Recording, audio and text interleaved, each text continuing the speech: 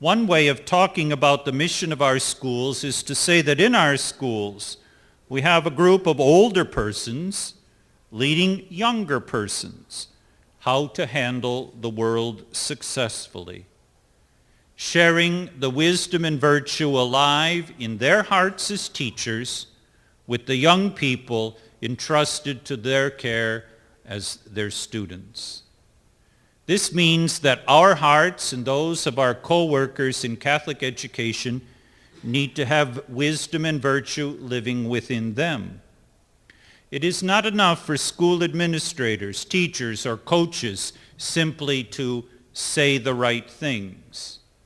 All of those who are involved in education need to strive for wisdom and virtue themselves, so that we might offer not only the raw material of teaching, but genuine personal witness of the preeminent and eternal value of Christian wisdom and Christian holiness.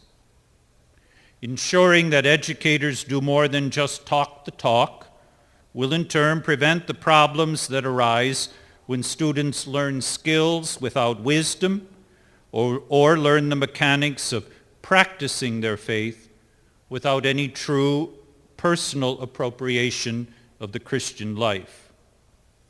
This personal appropriation of wisdom and virtue by the teachers allows our students to live lives of true freedom and excellence. The students will be prepared to face a world that is often hostile to our way of life with a conviction that comes from strong faith and the ability to articulate the truths of that faith and to articulate how those truths fit with the order of the world in which they live.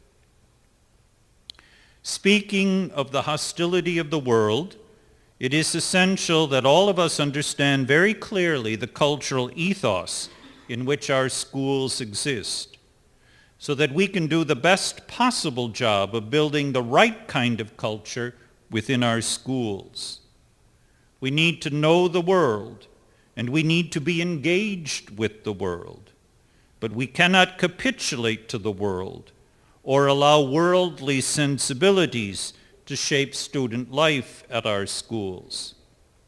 One way of saying this is that we do not want to become Amish, living in isolation from the world.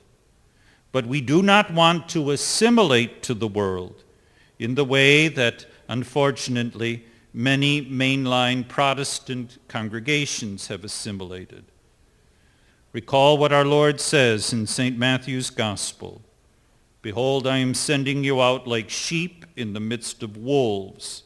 So be shrewd as serpents and simple as doves.